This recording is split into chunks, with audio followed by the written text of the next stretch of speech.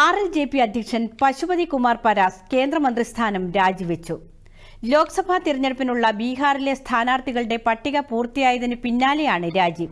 സഖ്യത്തിനുവേണ്ടി ആത്മാർത്ഥതയോടെ പ്രവർത്തിച്ചിട്ടും പിന്തുണ ലഭിക്കാത്തതിനെ തുടർന്നാണ് രാജിവെക്കുന്നതെന്ന് പശുപതി കുമാർ പരാസ് മാധ്യമങ്ങളോട് പറഞ്ഞു. मैंने आज से 5-6 दिन पहले प्रेस वार्ता में मैंने कहा था कि हम तब तक इंतजार करेंगे जब तक एनडीए का विधिवत घोषणा नहीं होता।